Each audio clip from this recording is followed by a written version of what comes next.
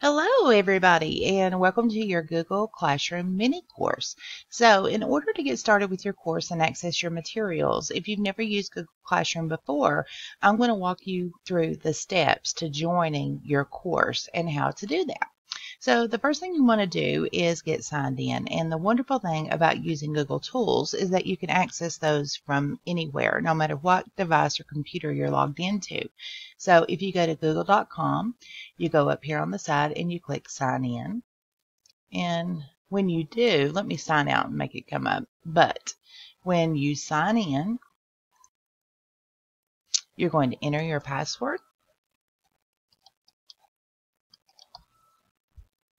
And click next, and when you do, you'll see that you're signed into your account.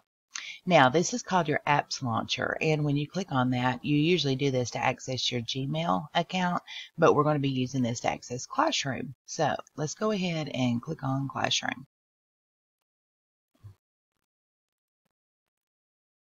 Now, as you can see, my classroom is pretty full. However, you may receive a login screen. It'll pop up with a green screen, and it will have your username listed in the middle. At the bottom will be a blue button that says Continue. Once you click Continue, you will receive two pictures. One will say, are you a student or a teacher? Now, I know you're a student for this class. However, your account is set up to be a teacher. So it's very important, even though you're a student at this time, that you pick teacher. Being a teacher will allow you to join or create a class. If you accidentally click student, you will not be able to create your own classes. So please go ahead and click on teacher, and it should take you to your classroom. Now, yours may have a couple of classes in it, or it may be blank and not show any classrooms. But what you're going to do is go up here to the plus sign, and when you click it, you'll have two options: join class and create class. So let's go ahead and join your Google Classroom Masterclass. You will click join class. And this large number and letter code that you see is going to be your classroom code. So please pause the video and type in this code now. And once you have typed in your code, you will see that you are now in your Google Classroom Masterclass. So I want to walk you through what you'll be seeing. This is your Stream tab. Now, what the Stream tab is kind of like a Facebook feed. It's announcements and things that I will post that you need to know. It always defaults to this screen, and this is what your students will see.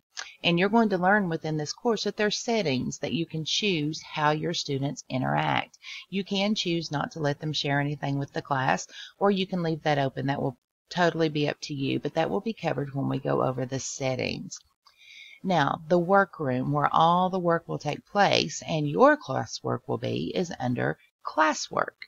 So clicking on that tab, you will see that this is divided into what we call topics. The first topic is getting started with Google Classroom, and the videos in this section will be a total of 22 minutes long. And this will take you through logging into Classroom, which we have already done, creating your first class, the Classroom tabs and setting options, the Stream tab, and then how to add students to your classroom. So what you have done to join the class is the process that your students are going to use to log into their classroom for the first time. Now, this process is a one-time step. You don't have to do this every time you use Classroom with your students. Then the second section, and let's open this up so we can see exactly what it says: creating assignments in Google Classroom. And this section is a little bit longer. It's 43 minutes total. And this will walk you through how to post a new assignment, a class tab introduction. It's going to walk you through what's in the classwork tab, how to post new assignments to create your first assignment. This will walk you through how to create a quiz assignment. This will walk you through creating a question assignment and how to create a materials assignment. And then you will find this feature very useful when you start using Google Classroom, and it's called Reuse Posts in Classroom. This will keep you from having to type everything over and over.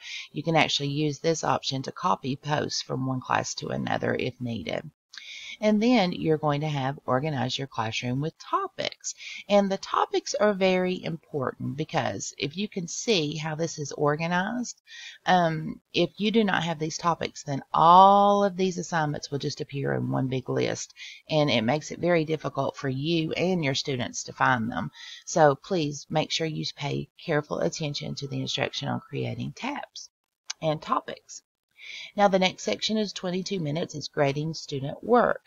So once the students have completed it, this is going to walk you through how to grade each type of assignment. Then there is classroom processes. It's the settings, the main settings that covers the entire Google Classroom, how to copy and how to archive your class, and that's 5 minutes long. Now, the last section that you're going to see is called Check for Understanding.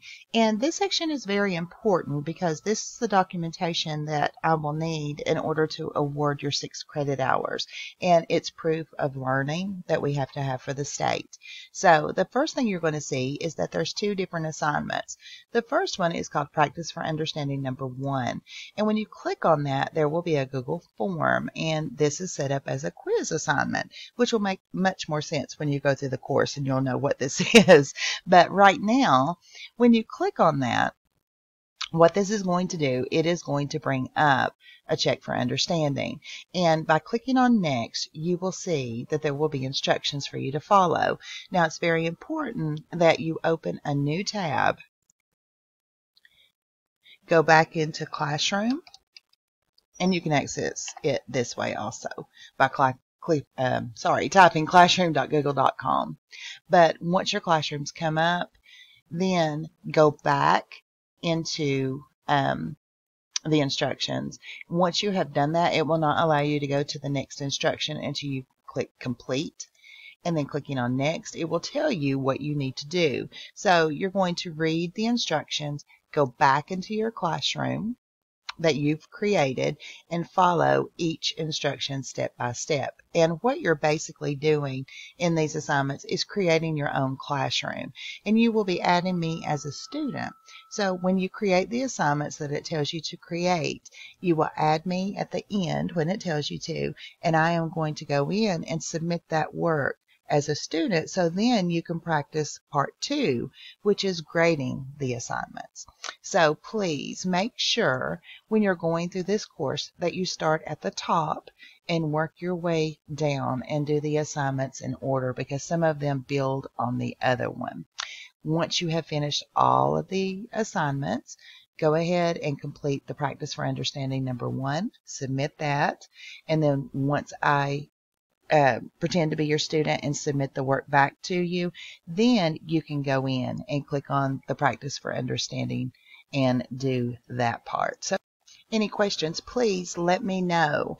And if you can do that by sending a private comment on the assignment that you're working on, it'll make it easier for me to support you in that section. And the way you do that, let's say you're on the first assignment.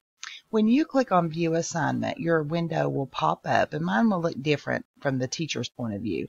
But when you click on View Assignment, your assignment will open up, and there will be a little section that says Add Private Comment. If you can type your question in that, in that section and click Send, it will send me a notification on my phone no matter where I'm at, and I can answer your question immediately. So any questions that you have, please try not to email those, because I want to try to keep everything together and make sure that I don't leave anyone out. Please send your questions on the private comment on the assignment.